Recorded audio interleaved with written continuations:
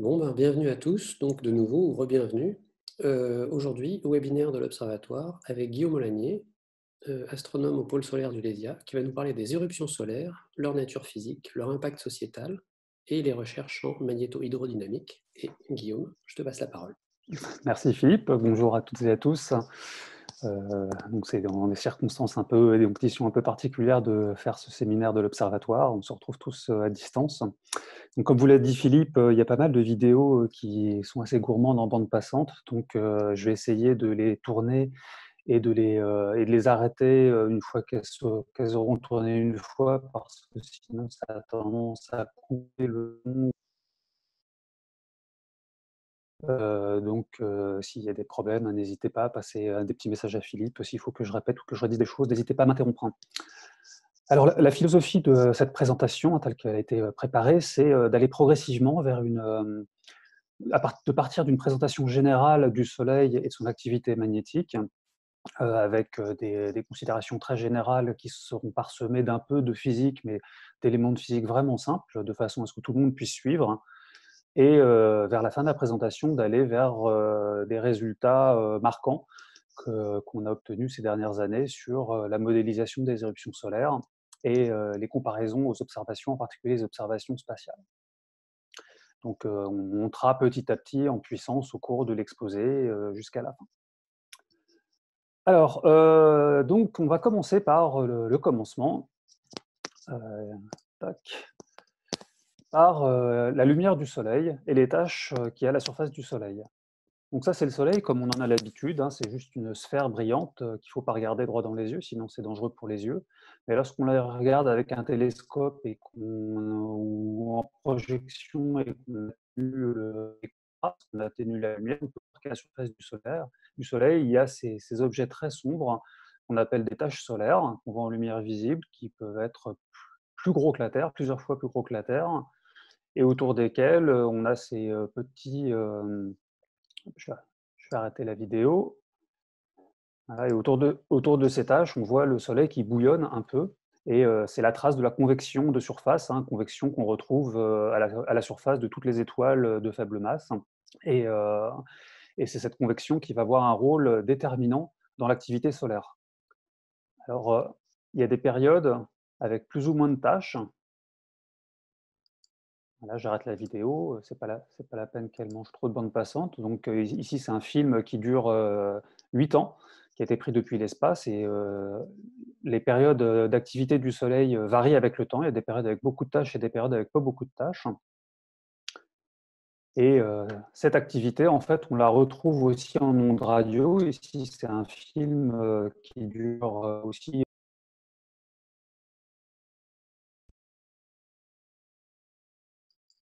Voilà, et ce qu'on voit ici, c'est des émissions radio à haute altitude au-dessus de la surface solaire, et qui sont observés avec le radiohéliographe de Nançay, donc de l'Observatoire de Paris. Et ce qu'on voit en particulier ici, ce sont des orages de bruit qui sont associés à la présence des taches et des régions actives qu'il y a tout autour. Tout ce jargon, on va le voir petit à petit au cours de l'exposé, hein, ce qui va vous permettre de vous familiariser avec tout le bestiaire des phénomènes de l'activité solaire. Alors le nombre de tâches, il suit un cycle de 11 ans, on appelle ça le cycle solaire. C'est 11 ou 22 ans selon qu'on compte le cycle en nombre de tâches ou en polarité magnétique, mais en nombre de tâches pures, c'est un cycle de 11 ans. Et vous pouvez voir sur ces graphiques ici que c'est un cycle qui est assez irrégulier.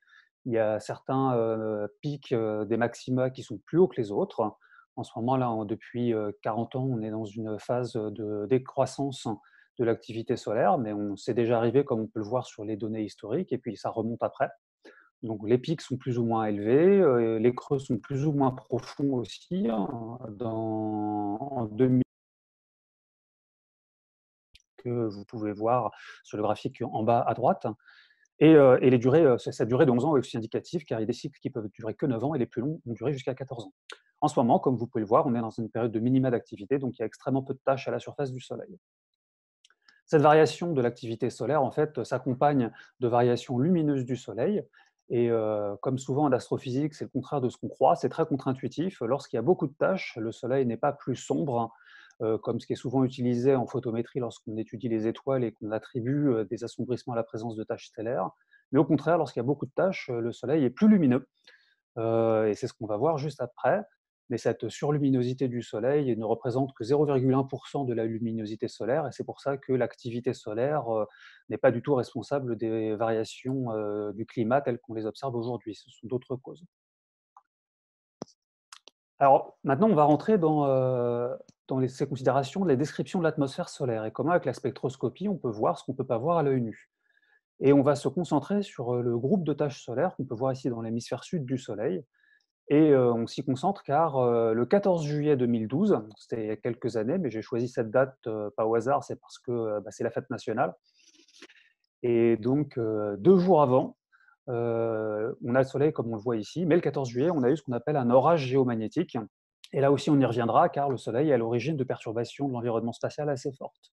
Ici, on a une image qui représente la surface du Soleil et qui montre la photosphère. Si on zoome sur la partie sud, donc sur l'hémisphère sud du Soleil, vous pouvez voir où c'est très très zoomé, et vous voyez ici donc un groupe de taches qui représente ces assombrissements qu'on a déjà vu tout à l'heure, à la surface du Soleil qui est à peu près 5800 degrés. Et lorsqu'on fait de la spectroscopie, que ce soit au sol ou dans l'espace, eh bien, on peut passer dans d'autres longueurs d'onde et voir d'autres phénomènes qui se situent à différentes strates, différentes altitudes de l'atmosphère solaire. En particulier, ici, on peut voir à 1600 angstroms, mais on peut le voir aussi à l'Observatoire de Paris avec les observations qui sont sur le site de Meudon, j'y reviendrai plus tard.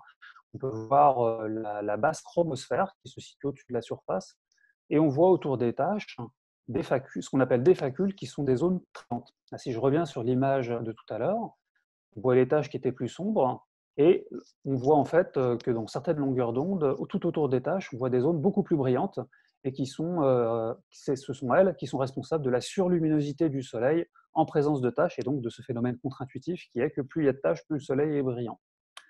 Ces facules sont le signe qu'il se passe beaucoup de choses autour des taches, et que les taches solaires ne sont pas ne sont pas la seule manifestation de l'activité magnétique. Et c'est particulièrement spectaculaire lorsqu'on regarde dans l'extrême ultraviolet. Ici, c'est une image en fausse couleur qui est une combinaison de 3 longueurs d'onde qui sont indiquées en bas à gauche, qui sont dans l'extrême UV. Et on voit ici la couronne solaire qui fait en moyenne 2 millions de degrés, mais on a des zones à 1 million de degrés et des zones à 4 millions de degrés. Et ici, plus c'est blanc, plus c'est chaud. Et on voit qu'il y a des boucles, des structures en arche.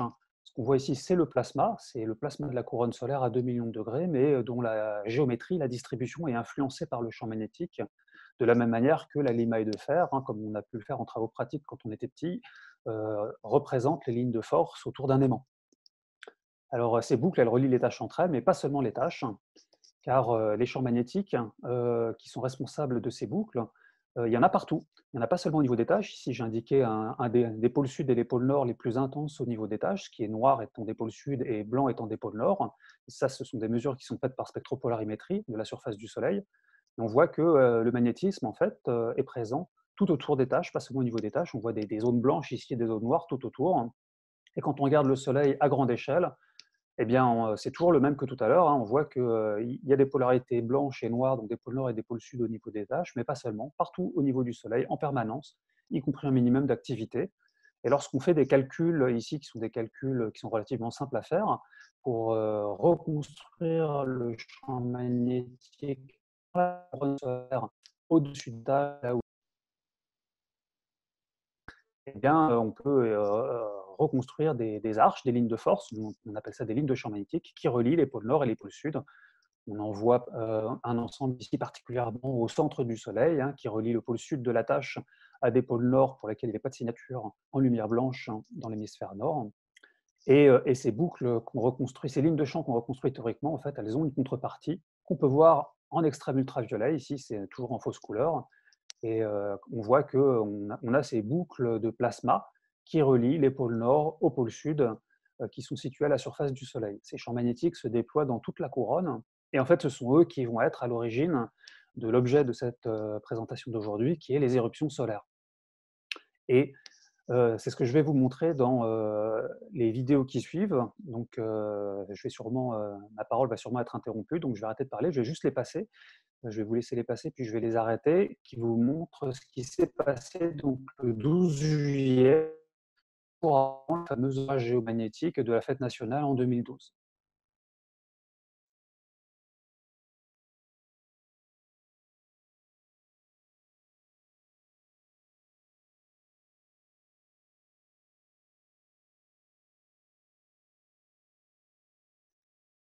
Voilà, j'ai arrêté les vidéos, donc ce que vous voyez ici à gauche, c'est le soleil en ultraviolet. Et ce que vous voyez à droite, c'est ce qu'on appelle une éjection de masse coronale qui était associée, enfin qui fait partie intégrante de tout le phénomène éruptif, qui s'est échappé du Soleil. Et ces données, en fait, ces films ici sont générés à partir de la sonde SDO et de la sonde stéréo. Et pour cet événement-là, on avait la chance d'avoir stéréo en quadrature, ce qui faisait que si on voyait l'éruption de face avec SDO qui est en orbite autour de la Terre, et bien stéréo, elle, la sonde stéréo était sur le côté, donc vous pouvez voir l'éjection de masse coronale se propager vers la Terre en la voyant par le côté. Et d'ailleurs, ce type d'observations sont très intéressantes et font partie de projets de nouveaux instruments spatiaux qui visent à placer des satellites au point de Lagrange entre le Soleil et la Terre pour pouvoir regarder la propagation des éruptions solaires depuis le Soleil jusqu'à la Terre.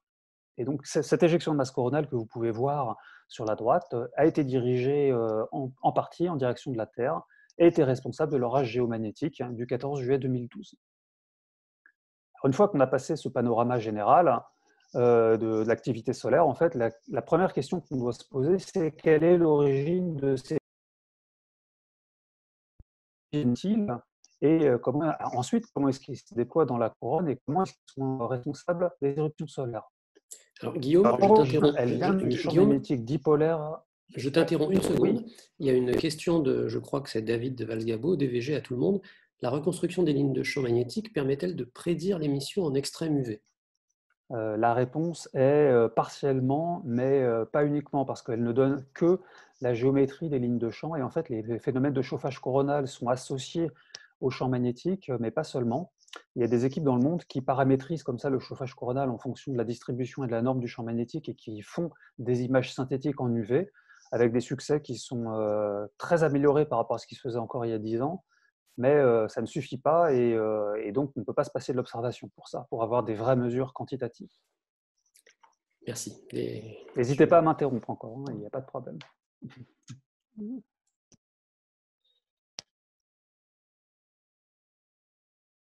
Alors, je vais couper ma caméra aussi, ça améliorera peut-être les vidéos quand elles tournent, je le remettrai tout à l'heure. Donc, on a un champ magnétique dipolaire global du Soleil qui est venu à l'origine il y a très longtemps du champ magnétique galactique, qui s'est comprimé avec la formation de l'étoile. On pense aujourd'hui qu'il n'en reste pas beaucoup de ce champ fossile et que depuis, c'est un processus dynamo que je vais vous décrire très brièvement qui est à l'origine d'un recyclage du champ magnétique et qui fait que le champ magnétique originel du Soleil s'est retrouvé amplifié, déformé, transformé en champ magnétique dipolaire global. Donc on part de ce champ magnétique dipolaire global, qui a des lignes de force qui partent des pôles nord et vers les pôles sud. Et hop, voilà. Et c'est là que je vais vous faire un petit aparté de physique sur l'effet dynamo, qui est l'amplification de l'énergie magnétique. Alors si vous considérez un élément fluide qui est ici représenté en bleu, dans lequel le plasma est parcouru par un champ magnétique initial, que j'ai représenté par des lignes de champ en vert, eh bien, si on applique un cisaillement de vitesse, ce que j'ai appelé un gradient de vitesse, qui est dû à des rotations différentielles à l'intérieur de l'étoile, c'est ce qui se passe d'ailleurs à l'intérieur du Soleil et à l'intérieur d'autres étoiles, eh bien, ces lignes de champ magnétique vont être emportées par le mouvement du plasma. Et ça, mathématiquement, on peut le modéliser avec une des équations de Maxwell qui vous dit que la variation temporelle du champ magnétique B, c'est moins le rotationnel du champ électrique. Et quand on développe en gradient de vitesse. Et donc, si on a un gradient de vitesse, eh bien, on fait varier le champ magnétique B. Et en pratique, visuellement, ça revient à déplacer les lignes de champ magnétique, des transformer dans les lignes de champ vertes dans des lignes de champ rouges, et à resserrer ces lignes de champ magnétique. Et quand on resserre les lignes de champ magnétique, ça amplifie, ça augmente la norme du champ magnétique, et par voie de conséquence, ça augmente la densité d'énergie magnétique, et c'est, on va dire, c'est la brique de base de la dynamo qu'il y a à l'intérieur du Soleil, des étoiles, mais aussi à l'intérieur de la Terre d'ailleurs, qui est responsable du champ magnétique dipolaire global de la Terre qui fait fonctionner nos boussoles. Alors à l'intérieur du Soleil, ça se passe comme suit. Ce qu'on voit ici, c'est des mesures sismiques, héliosismiques, qui se font pour mesurer les vitesses de rotation du Soleil. des choses qui se font aussi au niveau des étoiles, mais qui sont beaucoup plus difficiles à faire car c'est pas résolu. Alors que le Soleil, il est très près, donc on peut vraiment faire des mesures extrêmement précises, et notamment des cartes. Et ce qui est rouge, ça tourne vite, ce qui est bleu, ça tourne moins vite. Et donc vous voyez que l'équateur tourne plus vite que les pôles, ça s'appelle la rotation différentielle. Et la boucle à l'intérieur du Soleil est advectée par cette rotation différentielle, et on voit qu'elle passe d'une géométrie nord-sud à une géométrie est-ouest du fait de l'enroulement au fur et à mesure que le Soleil tourne sur lui-même en à peu près un mois. Tout ça se passe à l'intérieur de l'étoile, mais il y a des poches, il y a des poches de plasma qui sont magnétisées, là où le champ magnétique est un peu plus fort, qu'on peut représenter là aussi par on va dire une section d'un tube. À l'intérieur, le champ magnétique B est plus fort. On a une pression interne et une pression externe à l'intérieur du Soleil. Et l'équilibre mécanique nous dit que la pression totale externe doit être égale à la pression totale interne. Mais la pression totale, lorsqu'on fait de la magnéto-hydrodynamique, elle est constituée à la fois de la pression thermique du plasma, hein, MKT, quand on fait de la thermodynamique, mais aussi de la pression magnétique du tube. Et donc, comme on a du champ magnétique à l'intérieur du tube, mais moins à l'extérieur, eh bien, tout ça nous conduit à la conclusion qui est que la masse volumique à l'intérieur du tube est inférieure à la masse volumique à l'extérieur du tube, juste due à la présence du champ magnétique et des évolutions lentes qui impliquent un équilibre de pression totale. Et quand on met un champ de gravité dans tout ça, comme on le sait, hein, dans un champ de gravité, une région qui a une masse volumique plus faible qu'une autre, eh bien, elle est soumise à la force d'Archimède. Et ici, j'en ai donné une expression simplifiée lorsqu'on considère que tout ça est isotherme. Et la force d'Archimède est proportionnelle au carré du champ magnétique, donc à la densité d'énergie magnétique. Donc, vous vous rappelez tout à l'heure, le champ électrique dû à l'enroulement vous amplifie le champ magnétique. Et si vous amplifiez le champ magnétique, vous avez une force d'Archimède. Et donc, ces tubes enroulés à l'intérieur de l'étoile se retrouvent flottants. Et ici, on a une vue d'artiste, hein, qui vous montre un tube qui est en train de monter par flot.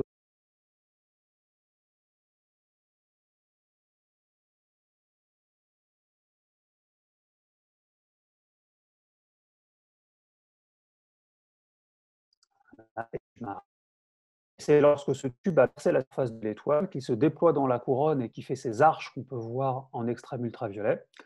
Et les pieds de ces arches sont des concentrations de champ magnétique au niveau de la surface de l'étoile qui sont des taches et qui sont plus sombres car les forces magnétiques en fait limitent l'efficacité de la convection de surface.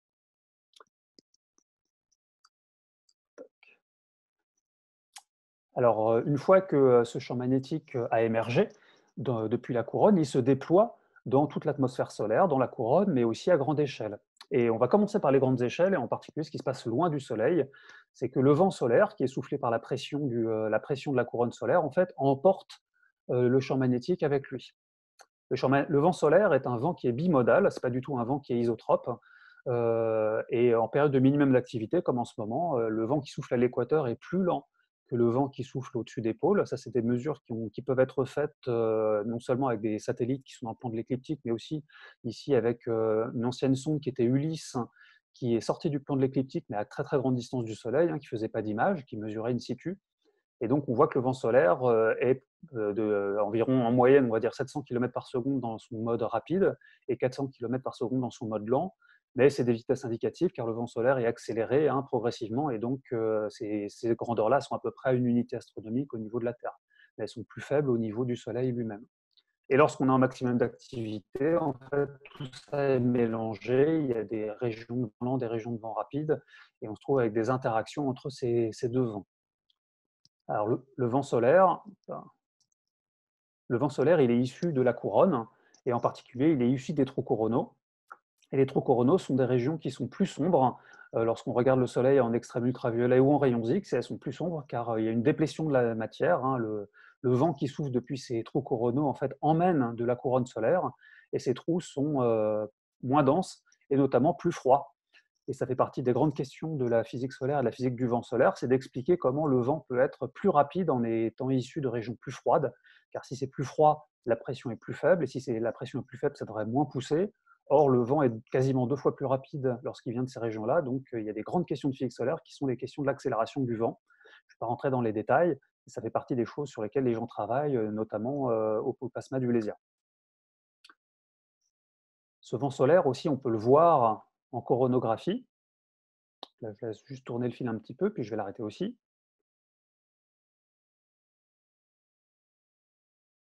Là, ici, donc, c'est des observations qui sont vues avec le satellite SOHO, hein, qui date maintenant, qui a été lancé en 1995. Et le petit cercle blanc au milieu, c'est le Soleil qui est dessiné. Et le grand cercle bleu foncé, c'est un coronographe qui masque le Soleil, un peu comme en physique stellaire, par exemple, on met des coronographes aussi pour masquer les étoiles et pour voir les disques d'accrétion qu'il y a autour. Bah, ici, le but des coronographes, c'est de voir le vent solaire qui souffle autour du Soleil. On voit aussi en bas à gauche, c'est pas un ovni, hein, ce qu'on voit, c'est une planète qui est en train de passer. Et dans le fond, on voit les étoiles du fond du ciel. Et comme ça, on peut voir le vent solaire qui souffle en permanence euh, autour du Soleil. Alors, lorsqu'on fait des zooms, ici, on peut voir avec un imageur de la sonde Parker Solar Probe, on voit le vent solaire qui souffle. On voit aussi d'ailleurs la Voie lactée en fond. Voilà, j'arrête la vidéo. Et donc, le Soleil est situé sur la gauche et avec des imageurs on peut voir beaucoup de détails, le vent solaire qui est issu du Soleil et qui se propage dans le milieu interplanétaire. Et on voit ça de manière très proche du Soleil, qui est l'intérêt de cette sonde-là. Le vent solaire aussi est un phénomène qui est turbulent, qui emmène le champ magnétique, et le champ magnétique devient complètement turbulent. Et ici, on peut le voir avec l'agitation des queues des comètes. C'est des observations de stéréo. Pareil, je vais arrêter les films. Et donc là aussi, on voit le Soleil ici était situé donc sur la droite, on voit des étoiles au fond, et les comètes, on voit que la queue des comètes bouge, et c'est parce que le vent est turbulent. Alors évidemment, ça se mesure de manière beaucoup plus précise quand on est in situ avec des sondes qui mesurent le plasma ou le champ magnétique, mais là, c'est visuel, on voit que les queues des comètes bougent. Et là aussi, c'est une grande question de la physique du vent solaire, hein, sur laquelle travaillent plusieurs personnes du pôle plasma du LESIA, qui sont la question de la dissipation turbulente du vent solaire, qui pourrait être responsable du chauffage, et qui est une grande question du vent solaire, car le vent solaire étant en expansion, s'il était adiabatique, en fait, il se refroidirait extrêmement vite. Or, ce n'est pas le cas, le vent solaire refroidit très lentement depuis le Soleil jusqu'à la Terre. La température du plasma du vent solaire au niveau d'une unité astronomique, c'est à peu près encore 100 000 degrés, hein, contrairement à ce qu'on entend partout. L'espace, c'est pas froid, c'est extrêmement chaud. Il est à 1 million de degrés au niveau de la couronne, donc la température a divisé d'un facteur 10, mais ça devrait être une diminution beaucoup plus forte si c'était adiabatique. Et donc, on se pose la question du rôle de la turbulence dans le chauffage du plasma et le maintien de cette couronne extrêmement chaude dans tous les héliosphères. Un autre élément important du vent solaire, c'est qu'il est spiral. Et la structure du champ magnétique est spirale au niveau du vent solaire, mais cette spirale n'a rien à voir avec un mouvement qui est spiral, n'a rien à voir non plus avec les ondes spirales qu'on trouve dans certains disques, par exemple les disques galactiques, hein, qui sont bien connus. Mais c'est uniquement dû à un entraînement du Soleil qui tourne en même temps que le vent souffle.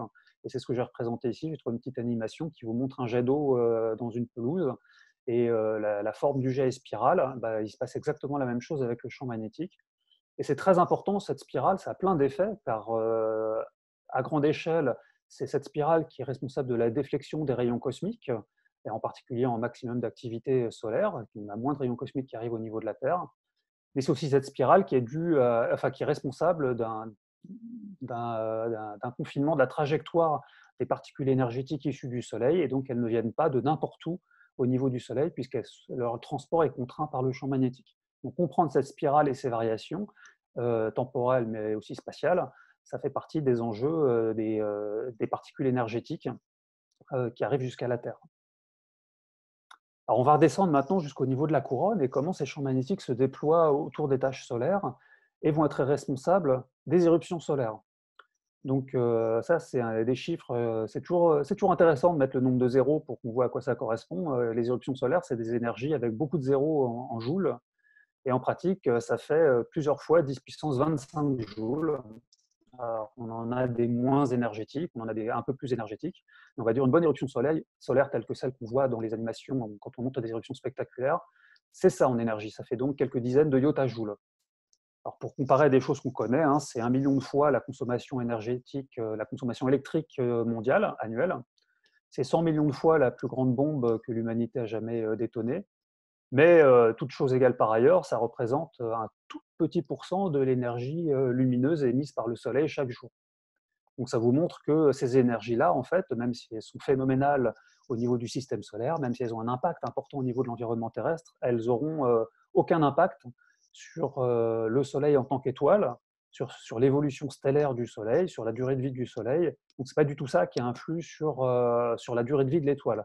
Donc, quand on étudie le Soleil comme une étoile, l'activité solaire n'est pas importante pour la vie de l'étoile. Par contre, elle va être importante pour tout un tas d'autres phénomènes dont je vais vous parler. Alors, un petit crash course sur les éruptions. Donc, les astronomes solaires classifient les éruptions sur une échelle logarithmique ouverte, qui est un peu comme sur l'échelle de Richter pour les séismes, sauf que la façon dont on fait nous, c'est historique, c'est sur les flux d'émissions en rayons X de l'éruption, et donc en watts par mètre carré, et en fonction de la puissance de 10 du pic d'intensité du flux au cours de l'éruption, eh bien, on classe les éruptions solaires. Donc, par exemple, sur l'éruption qui est à gauche, qui était une éruption qui a donc eu lieu le 1er août 2010, on voit le pic en rouge qui est à quelques 10 puissance moins 6 watts par mètre carré. Et si vous regardez la classification qui est située à droite, et située ici sur la droite de l'axe, vous voyez écrit des A, B, C, M, X, eh bien, vous êtes situé dans la bande C. Et donc, c'était une éruption de classe C. Et à l'opposé, l'éruption du 12 juillet, celle qu'on a regardée tout à l'heure, on voit que le pic en rayons X, qui est la courbe rouge, est passé au-dessus de la bande M et est rentré dans la bande X, qui est une bande ouverte, et donc c'est une éruption de classe X. Donc la façon dont on classe ces éruptions, on dit que c'est une éruption de classe C ou de classe X, et on met un chiffre derrière qui représente l'intensité dans l'échelle logarithmique. Donc l'éruption ici de 2010, c'était une éruption de classe C3, et l'éruption qu'on a regardée, et sur laquelle on reviendra tout à l'heure, c'était une éruption de classe X 1,4. Et on a une forte corrélation de l'intensité des éruptions avec la présence d'éjections de masse coronale et avec la géoeffectivité, qui est donc l'impact sur l'environnement terrestre. C'est une forte corrélation, mais ce n'est pas une bijection. On a plein d'éruptions qui sont faiblement énergétiques, des éruptions de classe C, qui peuvent donner aussi des événements extrêmement géoeffectifs. Donc, même s'il y a une bonne corrélation, ça ne suffit pas du tout pour faire de la prévision de l'impact des éruptions sur la Terre. Alors, quels sont les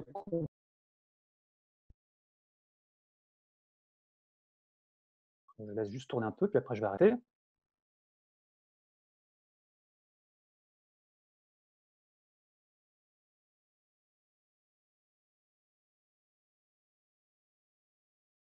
Voilà. Donc on voit à gauche ce qu'on appelle le flare, qui est un angle.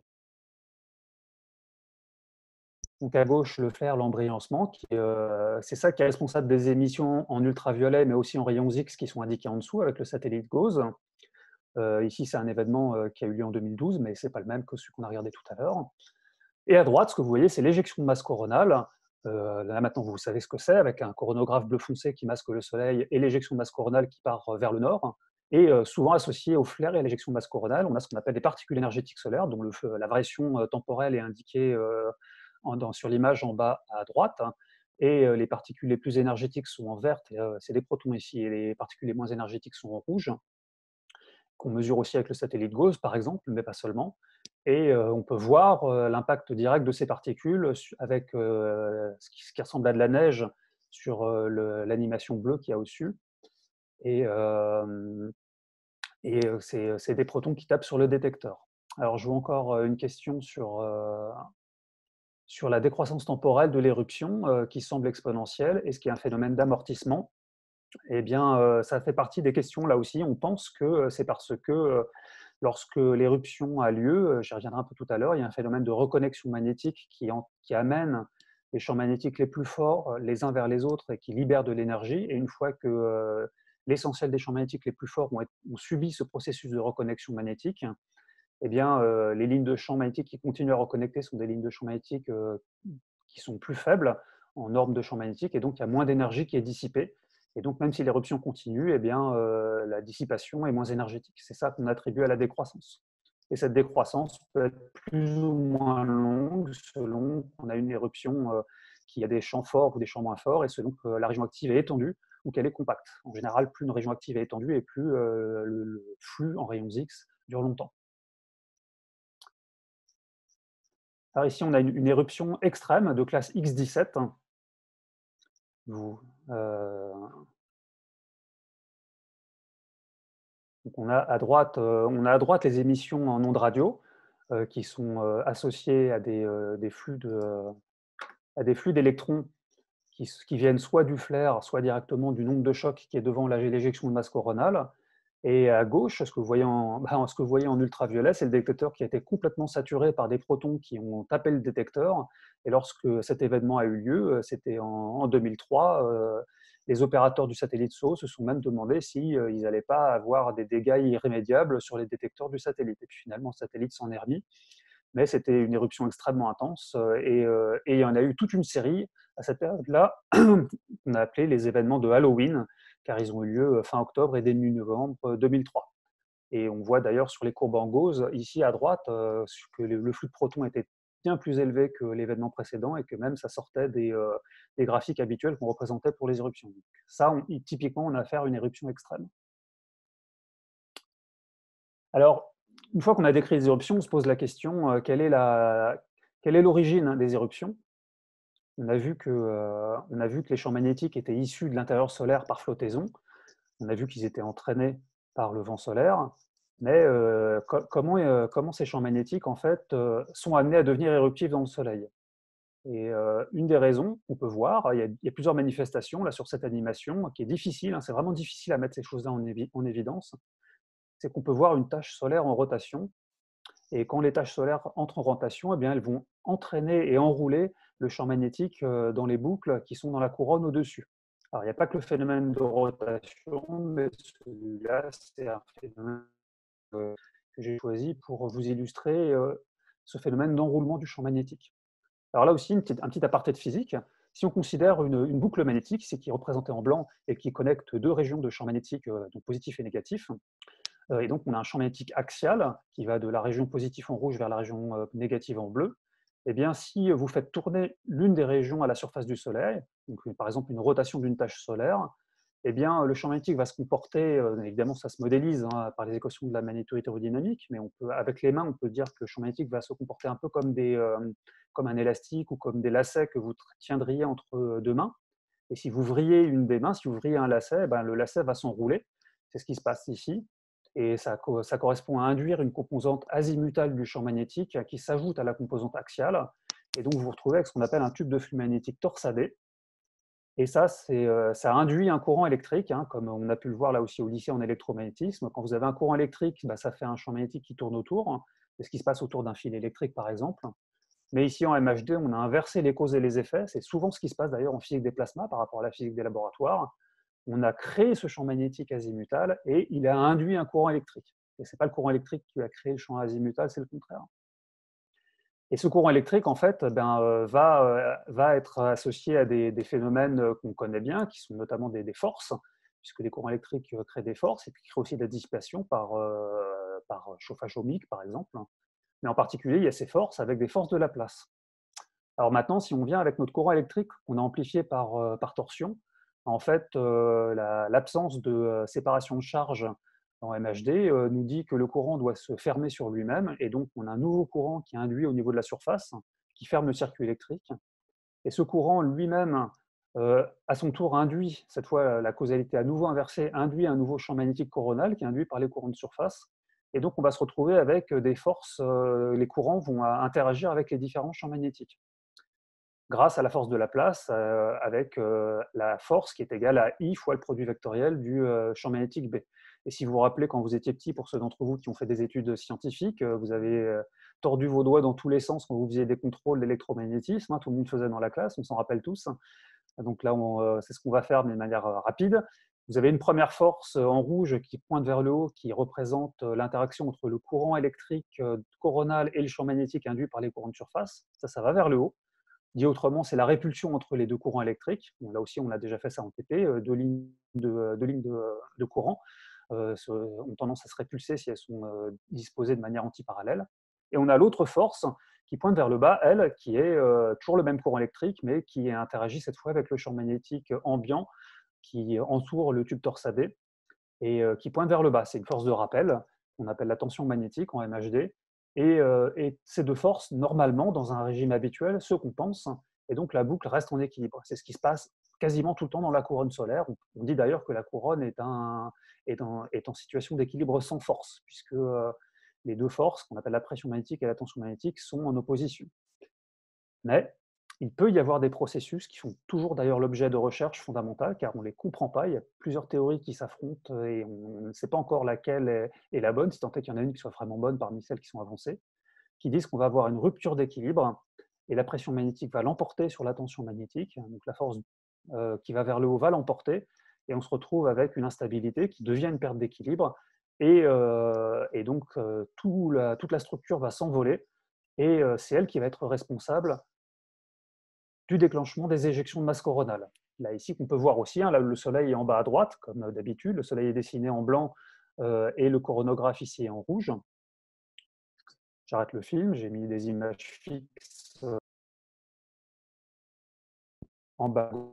Et vous voyez en bas à gauche, avec EIT, l'instrument UV de saut, on voit donc un éjecta qui est en train de partir, et cet éjecta continue, on peut voir avec le coronographe de Lascaux, qui forme une éjection de masse coronale, et ces éjections de masse coronale s'échappent à des vitesses qui vont entre 100 et 3000, je me suis trompé, c'est pas mètres par seconde, c'est kilomètres par seconde, et donc peuvent être plus lentes ou plus rapides, parfois même beaucoup plus rapides que le vent solaire. Et c'est elles qui vont être responsables des perturbations les plus importantes de l'environnement spatial. Alors, on a tout un tas de choses qui se passent au niveau d'une éruption solaire. On a la formation de boucles post-éruptives qui sont dues, qu'on a pu voir ici se former en UV, qui sont dues à ce processus de reconnexion magnétique. Je ne vais pas rentrer dans les détails. On a aussi parfois des raies nucléaires qui apparaissent lors des éruptions solaires, des raies qui sont dues à l'annihilation positron-électron, de la capture neutronique ou des désexcitations de noyaux. Et ça, c'est dû à des électrons ou des protons qui viennent frapper la surface solaire et qui ont été accélérés dans la zone de reconnexion magnétique. On a aussi des sources gamma de longue durée. Et là, on peut le voir avec le satellite Fermi. Lorsqu'on a une éruption solaire, le Soleil devient, du fait de sa proximité, la source gamma la plus intense du ciel. Les protons énergétiques qu'on pense être responsables, enfin associés en tout cas à ces sources gamma, on les voit lorsqu'ils impactent directement les détecteurs. Et, et je vous ai déjà montré tout à l'heure les émissions radio qui sont associées à des événements intenses et qu'on pense être la trace, la visualisation directe des chocs qui sont en amont des éjections de masse coronale et qui se propagent dans le milieu interplanétaire. Alors, tous ces phénomènes des éruptions solaires sont à l'origine d'une discipline appliquée de l'astrophysique, un peu comme la surveillance des géocroiseurs. Ça fait partie des rares disciplines qui ont une application sociétale dans nos recherches fondamentales qu'on fait en astrophysique. Et cette discipline, c'est la météorologie de l'espace. Alors, cette discipline, elle vient du fait que les éjections de masse coronale, lorsqu'elles se propagent dans le milieu interplanétaire, je ne vais pas rentrer dans le détail ici, elles vont du Soleil, ici qui est au centre de cette animation, et elles se propagent et elles vont jusqu'à la Terre. Et donc, elles peuvent entrer en impact avec la Terre qui est protégée par son bouclier magnétique, qui est la magnétosphère, mais qui ont créé plein de misère au niveau de... Il n'y a pas que les éjections de masse, c'est particulièrement énergétique, d'irradiation planétaire et qui peut être problématique pour les astronautes. Alors ici, on a une vue d'artiste de qu'est-ce qui se passe lorsqu'une éjection de masse coronale atteint la Terre. Alors, je vais arrêter de parler, je vais juste la laisser tourner, puis je vais l'arrêter après. Bon, ok, je vais arrêter parce que c'est trop long. Donc, quand une éjection de masse coronale va frapper la Terre, eh bien, elle va impacter le bouclier magnétique et elle va créer ce qu'on appelle des phénomènes, des orages magnétiques ou des sous-orages magnétiques, dont la manifestation la plus sympathique pour nous, c'est les aurores polaires. Ici, qu'on peut voir depuis la Station spatiale internationale. Ne vous abusez pas, la rotondité de la Terre que vous voyez là n'est pas la rotondité de la Terre réelle, c'est un effet de la caméra qui est comme ça. Et là, vous voyez très bien les aurores qui se forment à haute altitude, à peu près à 100 km d'altitude, et qui sont dues à des électrons qui sont accélérés depuis le côté nuit de la magnétosphère terrestre, qui viennent de l'impact de l'éjection de masse coronale qui, elle, a frappé la magnétosphère du côté jour. Et ces aurores qu'on voit au niveau de la Terre, on les voit aussi au niveau d'autres planètes. On les voit au niveau de, ici j'ai marqué Jupiter, Saturne, on les voit aussi au niveau d'Uranus, même s'ils n'ont pas la même tête du fait de l'inclinaison de la planète. Et en fait, c'est exactement le même phénomène, à la différence énergétique près, de ce qu'on appelle les rubans solaires qui se passent au niveau de la surface solaire lorsqu'on a une éruption. Alors, l'effet des éruptions solaires sur l'environnement terrestre, les effets sont multiples. Il y a l'impact de particules directes qui vient frapper les satellites, qui peut endommager les électroniques, par exemple détruire une composante de manière irrémédiable sur une électronique, ou alors charger les satellites ou les panneaux solaires, et il y a des décharges qui se font lorsqu'il y a une différence de potentiel qui est trop grande entre un côté et l'autre du satellite, et tout ça, ça peut endommager le satellite, parfois de manière définitive, car ça détruit l'électronique, hein, ou alors ça donne des mauvaises instructions à l'ordinateur de bord. On a aussi, dans des cas spectaculaires, qui sont heureusement très rares, des inductions de courant électrique au niveau de la surface terrestre et qui peuvent endommager les circuits à haute tension, et donc qui délivrent l'électricité au niveau des foyers, au niveau du sol. Donc ça pose des problèmes. Mais le problème principal, c'est la perturbation de l'ionosphère qui perturbe les communications depuis le sol jusqu'au satellite. Et ça, c'est un grand sujet qui est aujourd'hui instruit et utilisé par l'aviation, notamment l'aviation civile, car lorsqu'on atterrit au GPS et qu'on communique mal avec le GPS, ça peut poser des problèmes.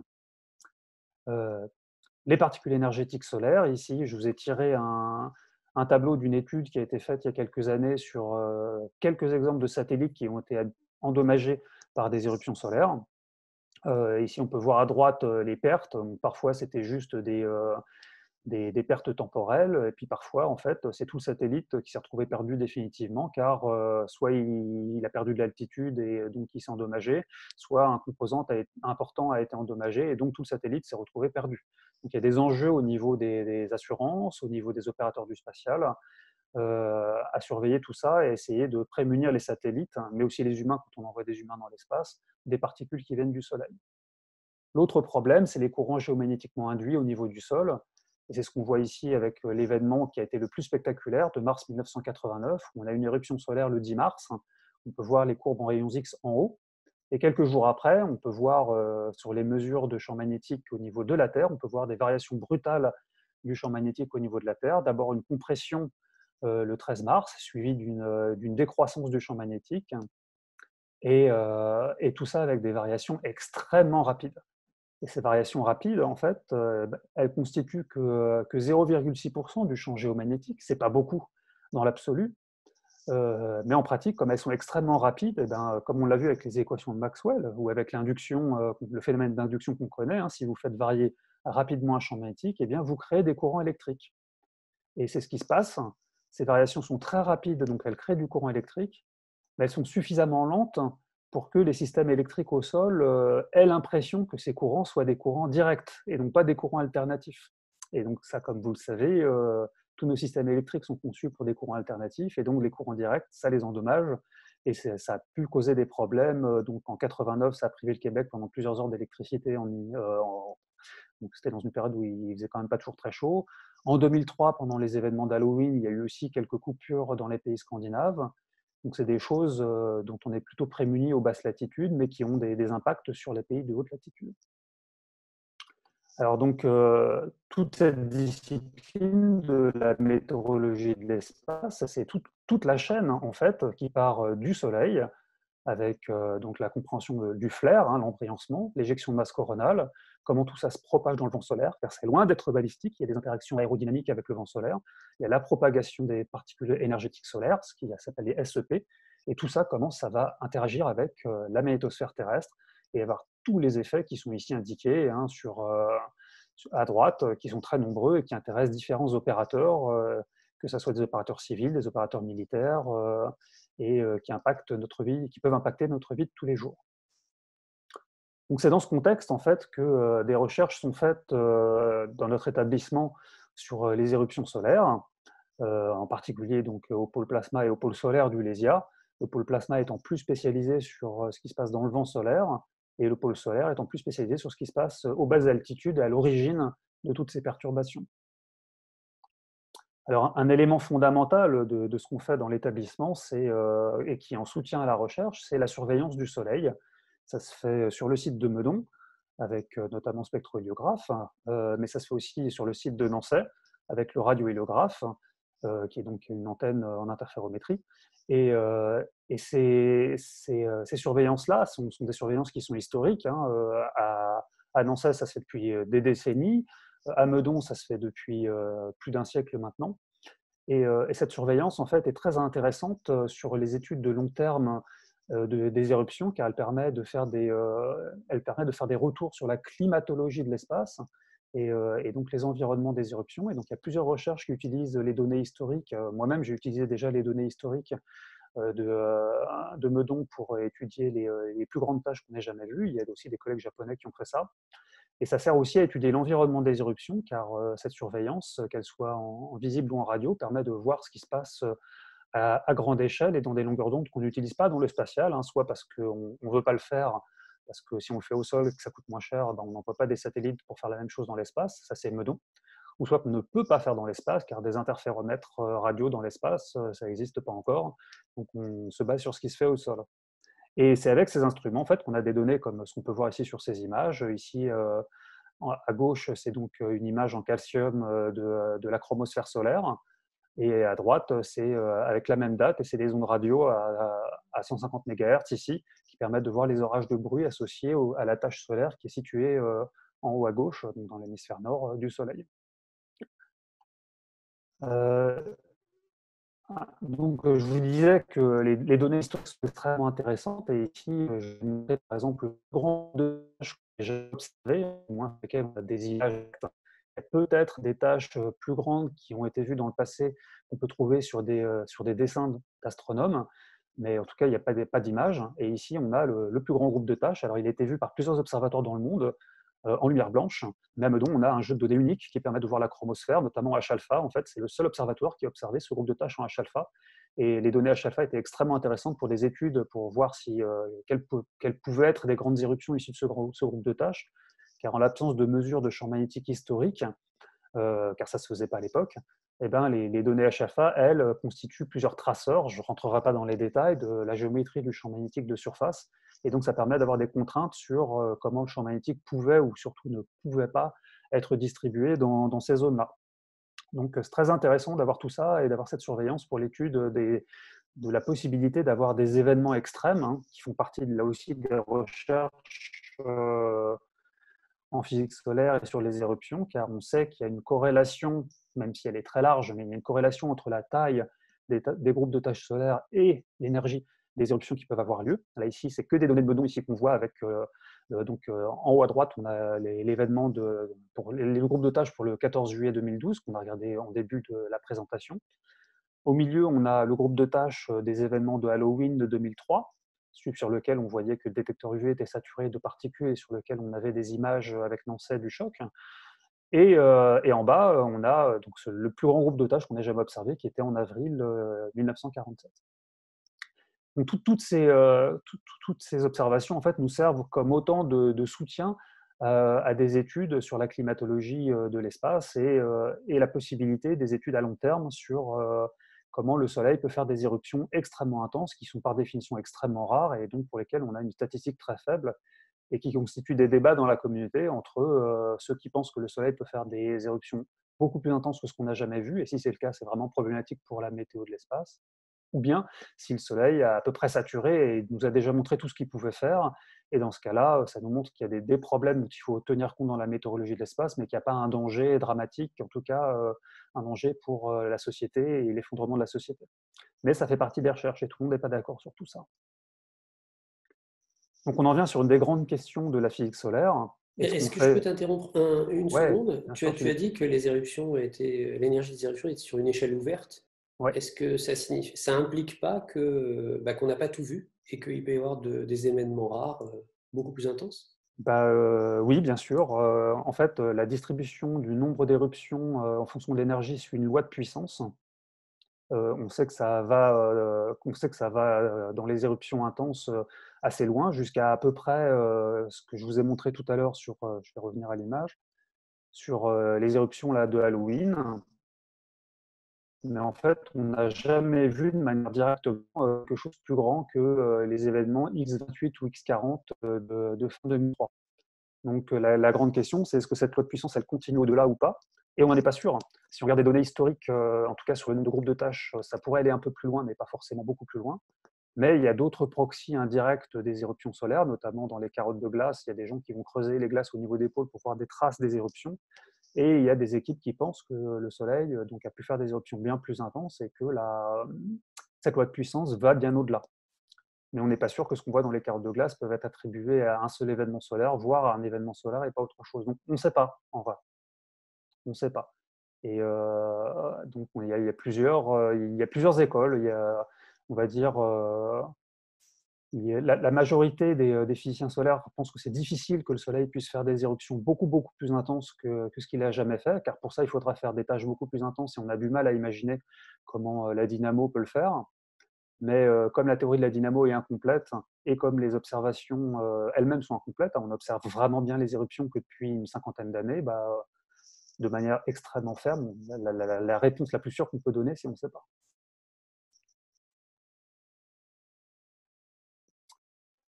Alors, nous, sur quoi on travaille essentiellement au pôle de physique solaire, et c'est sur ça que je vais finir, c'est de répondre à une des grandes questions de la physique solaire pour laquelle on n'a toujours pas de réponse au niveau international, c'est comment se déclenchent réellement les éruptions. Et je coupe la vidéo parce que ça prend de la bande passante. Voilà, comment se déclenchent les éruptions et quel est le modèle standard en 3D, car on a un modèle standard des éruptions qui date des années 70-80, mais qui est toujours bidimensionnel et qui est extrêmement descriptif, mais qui n'explique pas tout ce qui se passe. Donc on travaille depuis pas mal de temps à essayer de développer les connaissances fondamentales pour améliorer les connaissances sur les déclenchements et sur le modèle standard. Pour ça, on a eu plusieurs contrats de recherche et on bénéficie de développement numérique qu'on a fait, qui ont été une évolution du groupe solaire de l'Observatoire de Paris depuis longtemps, qui autrefois était essentiellement observateur et qui maintenant est équilibré entre les observations et les numériciens. Et on a beaucoup bénéficié de l'installation de Meso-PSL, qui est vraiment un équipement formidable, car on n'est pas, nous, forcément toujours à la recherche d'avoir des milliers et des milliers de processeurs, même si maintenant on peut le faire, mais on est plus dans des simulations numériques exploratoires qui ressemblent à des expériences numériques, et pour essayer de tester différentes théories. Et donc, l'échelle de Meso-PSL est vraiment une échelle qui est très bien, et la réactivité des équipes qui s'en occupent est vraiment formidable. Donc, on est très content d'avoir ça, et c'est un outil de travail essentiel. En tout cas, pour moi, c'est un de mes outils de travail essentiels.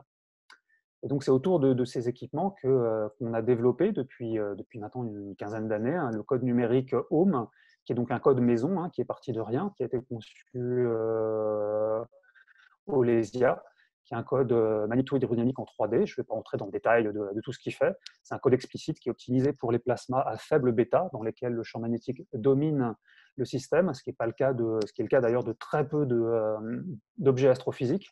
La plupart des objets astrophysiques dans lesquels on a besoin de faire de la MHD, de la magnéto-hydrodynamique, c'est des objets dans lesquels le champ magnétique est secondaire, ou alors il travaille à force égale avec la pression thermique.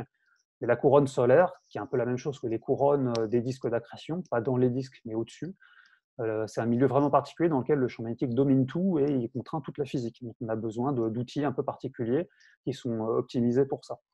Donc ce code, il a été développé au début des années 2000 et il a subi plusieurs évolutions.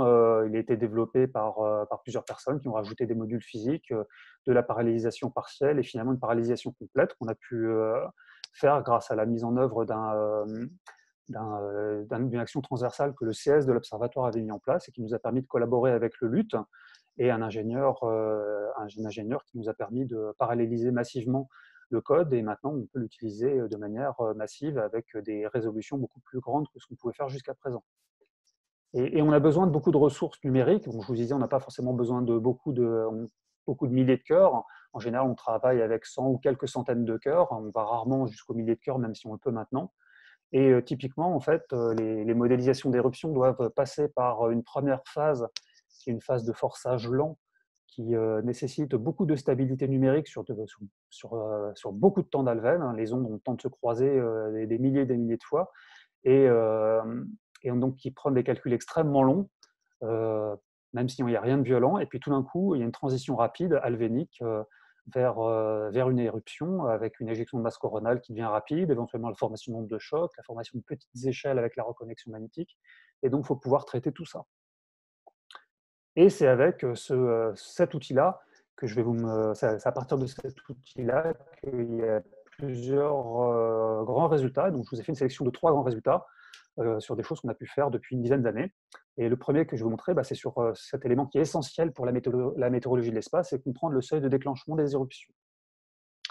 Alors, une des grandes théories qui décrit le déclenchement des éruptions, en fait, est basée sur le taux de décroissance du champ magnétique avec l'altitude. Là, vous pouvez voir sur la courbe en bleu que le champ magnétique ambiant avec l'altitude Z au-dessus d'une région active, en fait, décroît de plus en plus vite avec l'altitude, avec un taux de décroissance qui finit par être une loi de puissance qui tend vers une loi de puissance en exposant -3, ce qui est normal, hein, n'importe quel dipôle, un dipôle analytique, un dipôle magnétique analytique à grande distance, il tend vers 1 sur R cube. On a vu ça quand on était jeune dans nos études, pour ceux d'entre nous qui ont fait de l'électromagnétisme. Et donc cet indice R cube, cet indice 3, en fait, on appelle ça l'indice de décroissance. Et donc l'indice de décroissance, en fait, il arrive à 3 à très grande distance, mais entre-temps, il passe par plusieurs valeurs. C'est ce qui est représenté en rouge. Donc il va progressivement vers 3 avec l'altitude. Et en fait, on a une théorie analytique, mais qui est malheureusement faite dans un paradigme physique qui n'est pas correct, en tout cas qui est très approximé, et qui nous dit que l'indice critique de déclenchement des éruptions, en fait, vient quand un tube magnétique torsadé gonfle et gonfle au-dessus de la surface et donc monte en altitude tout doucement jusqu'à atteindre l'altitude au-delà de laquelle l'indice dépasse la valeur critique 1,5. Si vous regardez les graphiques de gauche, vous imaginez un tube qui part de la gauche, donc des faibles altitudes Z, et ce tube torsadé magnétique monte en altitude progressivement jusqu'à atteindre l'altitude au-delà de laquelle l'indice critique passe ce seuil de 1,5 qui est représenté par des tirets. Et lorsque ce tube atteint cette altitude critique-là, en fait, le champ magnétique décroît trop vite et le tube se met à rentrer en expansion. Et c'est là qu'on a la rupture d'équilibre entre les forces de Laplace, comme je l'ai dessiné tout à l'heure. Pour ceux d'entre vous qui connaissent un peu la physique stellaire, c'est un peu la même chose, mais de manière vectorielle, c'est un peu la même chose que le critère de Schwarzschild pour le déclenchement de la convection. Lorsque la température ambiante décroît suffisamment vite avec l'altitude, l'atmosphère, ou du moins l'intérieur de l'étoile, devient instable et la poussée d'Archimède finit par l'emporter en permanence, et donc c'est ça qui déclenche la convection. C'est aussi ça qui fait qu'au niveau de la Terre, les nuages existent ou n'existent pas, car en dessous d'une certaine altitude, quand la température ne décroît pas assez vite, il n'y a pas de nuages, et donc le bas des nuages se retrouve extrêmement plat. Et juste au-dessus de ce seuil, on a un nuage qui apparaît tout d'un coup du fait de l'expansion de l'air, qui refroidit, et donc où il y a de la condensation, et ça forme ces nuages en forme de chou-fleur, car on rentre dans un régime convectif. Et tout ça, ça se passe au-delà d'une altitude critique, au-delà de laquelle la température décroît trop vite.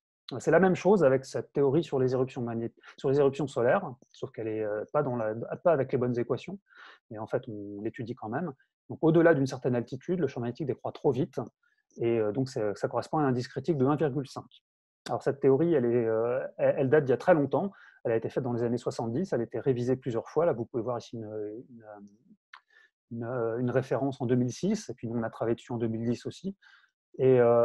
Et donc tout ça est très intéressant. Moi je l'enseigne à mes étudiants quand je fais ça en M2.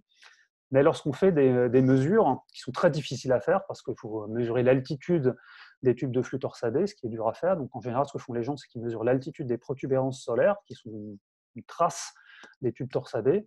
Et ils obtiennent un nombre, en fait, un indice critique qui peut varier entre 0,7 et 2, comme vous pouvez le voir sur la courbe du bas, mais qui a un pic au niveau d'un indice qui vaut 1. Donc, il y a deux grandes questions qui se posent sur cette question du seuil de déclenchement des éruptions. C'est un, est-ce que la théorie est correcte ou pas, et surtout qu'elle n'est pas faite dans le bon paradigme physique. Et deux, cette théorie, comment est-ce qu'on peut la réconcilier aux observations qui montrent quand même un indice plus bas, donc un seuil d'instabilité plus bas. Donc, on a travaillé sur ça depuis longtemps, et on n'est pas les seuls dans le monde, mais il n'y a pas beaucoup de groupes dans le monde qui font ça, parce que c'est assez exigeant en termes de fabrication d'objets numériques. Je ne rentre pas dans les détails tout de suite. Et donc ici, on voit une des simulations qu'on a fait avec notre code Home. On voit la formation progressive d'un tube torsadé rond, une altitude critique.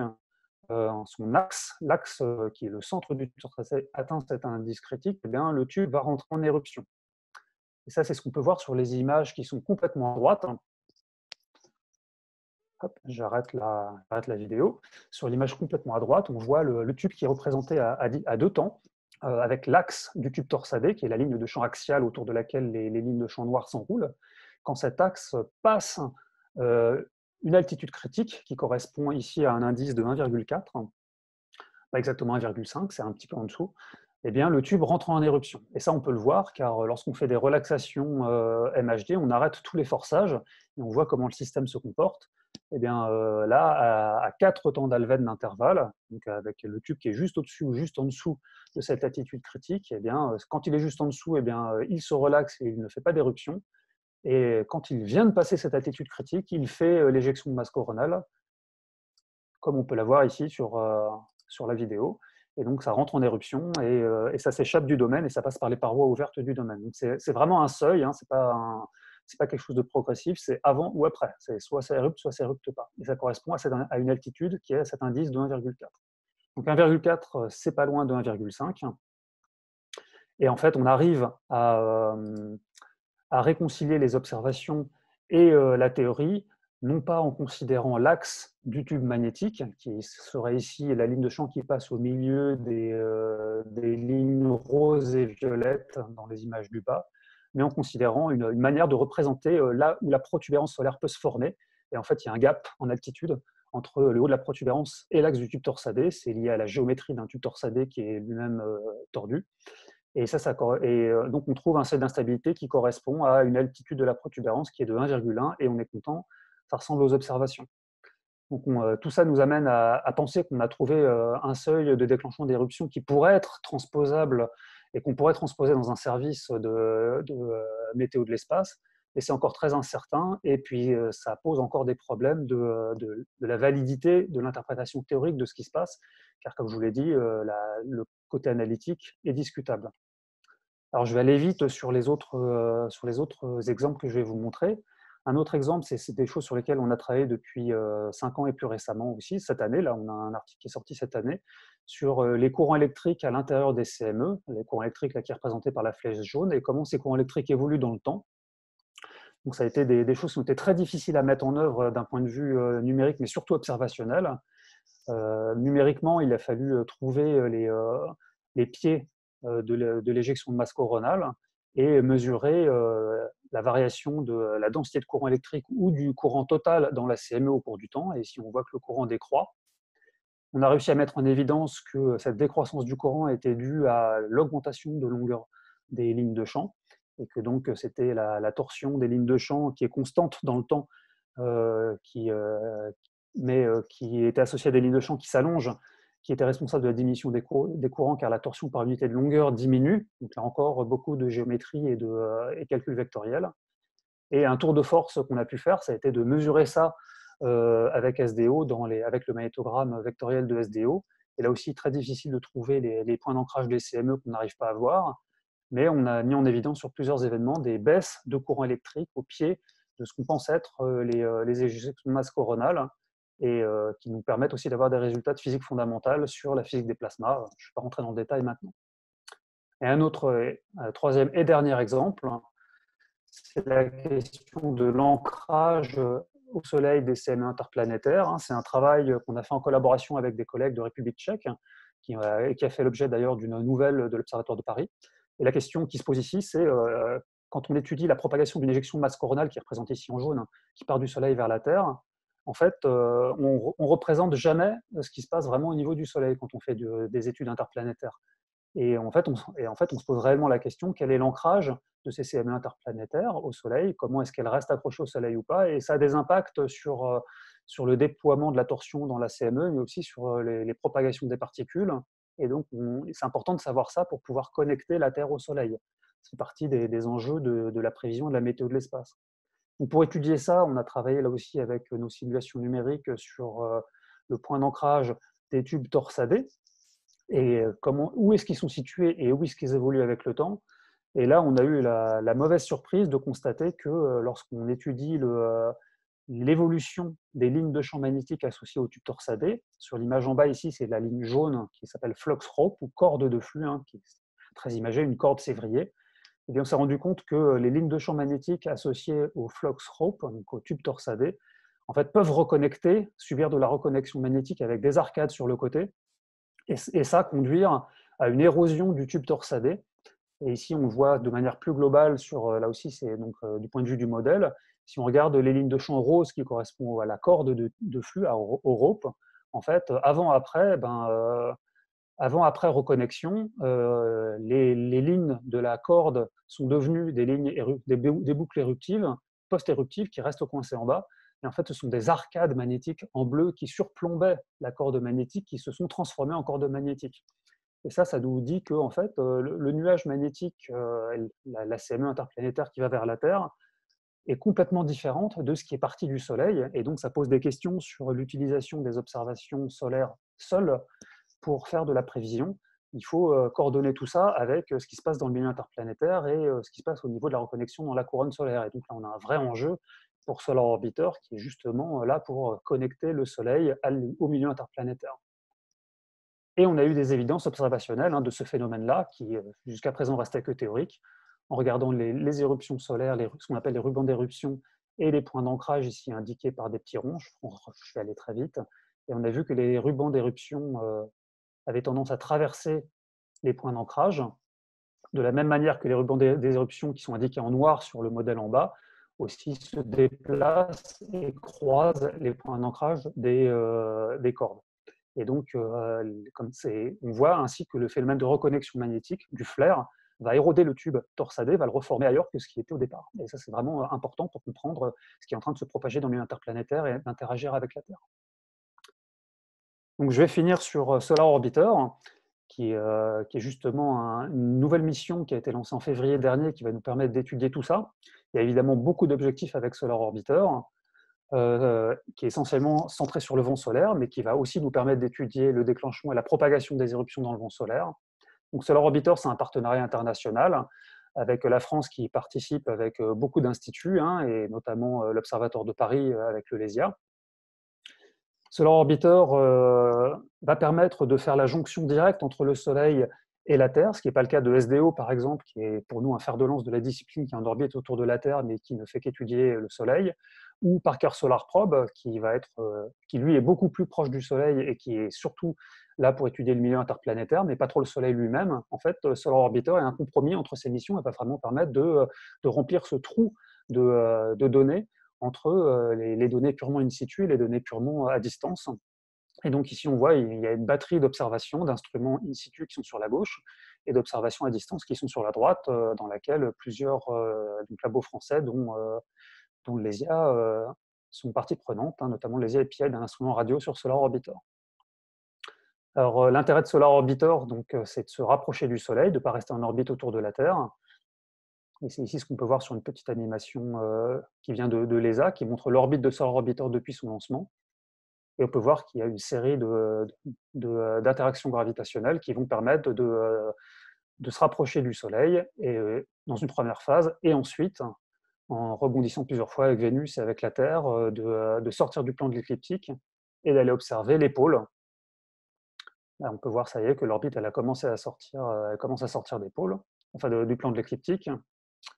Je vais arrêter la vidéo. Et observer les pôles, c'est très intéressant, car ça permettra d'observer, pour les éruptions, ça permettra de les observer avec un angle dont on n'a pas l'habitude, mais aussi très important pour la dynamo solaire. Et pour nous, je finis là-dessus, ce qui est très intéressant, c'est que quand Solar Orbiter va passer au plus proche du Soleil, il va se retrouver quasiment en corrotation avec le Soleil, et donc il va pouvoir suivre une région active à l'origine des éruptions solaires et être traversé par cette éruption solaire si elle a lieu. Donc ça va être très important pour nous. Donc je m'arrête là. On est vraiment dans un positionnement aujourd'hui qui est vraiment idéal entre le lancement de Solar Orbiter, les nouveaux outils de simulation numérique qu'on a développés, la présence de MESO-PSL, et tout ça va nous permettre de continuer à travailler pour la recherche fondamentale en physique solaire, car c'est vraiment notre métier, mais aussi pour des applications qui seront en météo de l'espace. Et la question sur laquelle on travaille, c'est la question fondamentale, quel est le champ magnétique 3D des éruptions solaires. Je vous remercie. Merci Guillaume. Alors, il y a déjà des mains qui se lèvent, donc Pierre Le Saffre. Donc, prenez la parole indirectement. Oui, ok, merci. Bonjour, super talk déjà. Moi, j'avais une question sur la bipolarité du vent solaire. Est-ce qu'on comprend pourquoi est-ce que le vent équatorial et le vent polaire ont des différences de vitesse si importantes?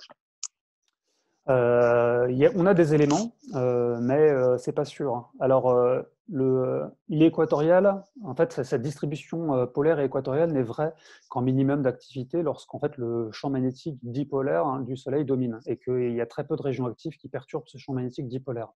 Donc, on voit tout de suite qu'il y a un lien entre la géométrie du champ magnétique et ce vent. Et le vent lent semble issu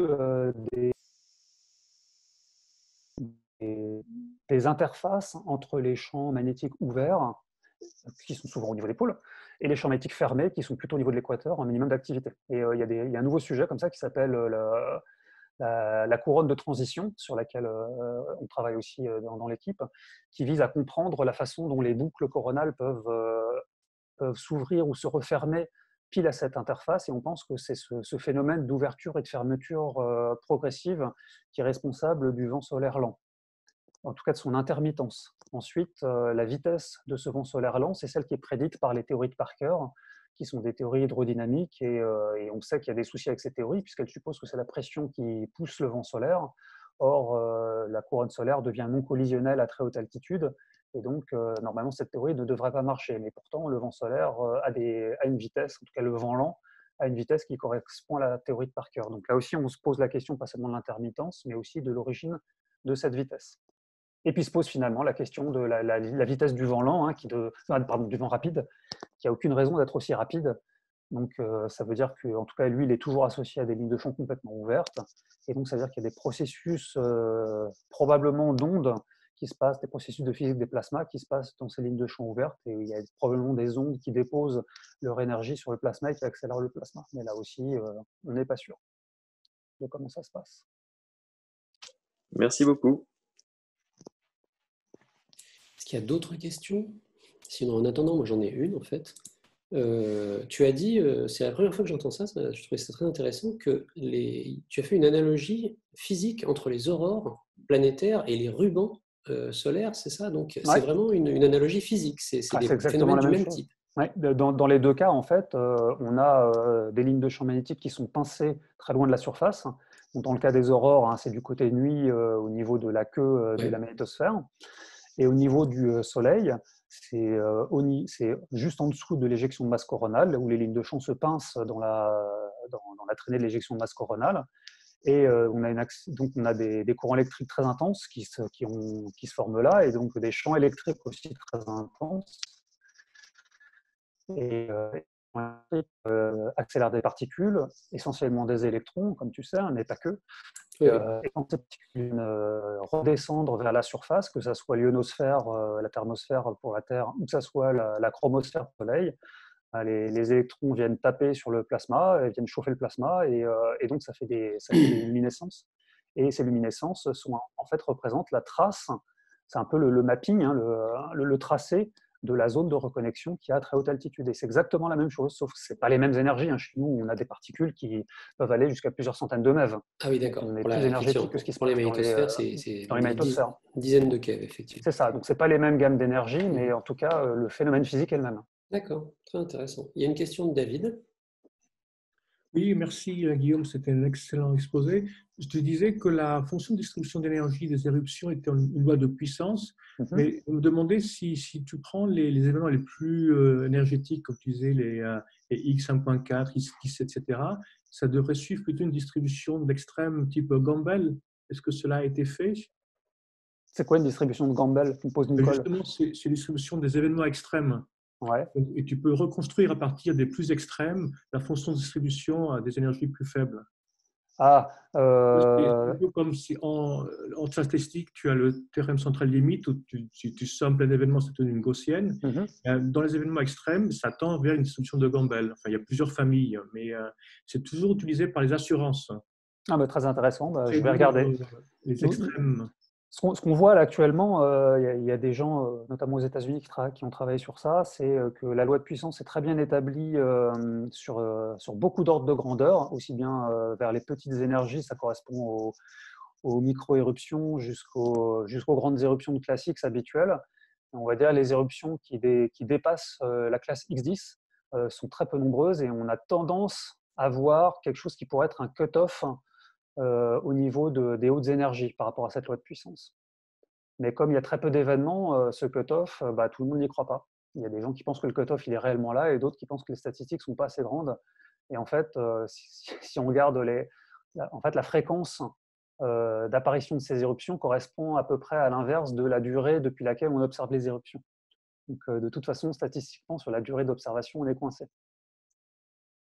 D'accord, parce que tu vois, c'est un peu aussi le problème que là, lorsqu'on regarde la fonction de masse des étoiles, c'est aussi une loi de puissance, mais la question de savoir quelle est la masse la plus grande d'étoiles, c'est exactement ce genre de question. Donc, bon, peut-être on peut en discuter On pourra en offline. discuter. Merci. Merci. Est-ce qu'il y a d'autres questions?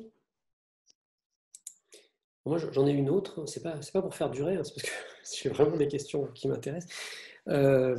Question naïve, hein. En fait, ces dernières années, on a vu de temps en temps des publications, il y a eu des news sur une nouvelle explication en fait de l'origine des éruptions. Alors il y a eu des histoires de tapis magnétiques, d'hélicité, donc il y a eu les travaux avec Étienne Paria et toi, il y a eu des travaux de Tahar Amari, d'autres gens.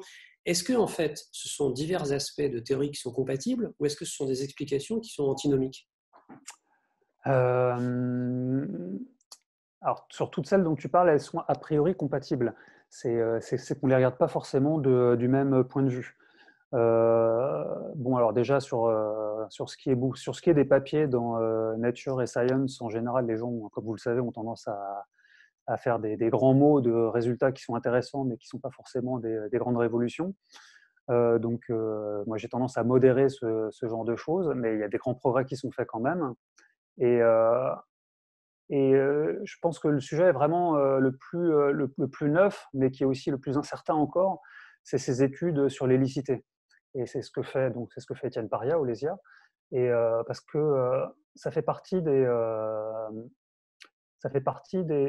pistes sur lesquelles on essaie de creuser pour aller vers une description physique correcte de ces seuils de déclenchement des éruptions. Comme je vous disais tout à l'heure, on sait que maintenant on a réussi à le caractériser, ce seuil.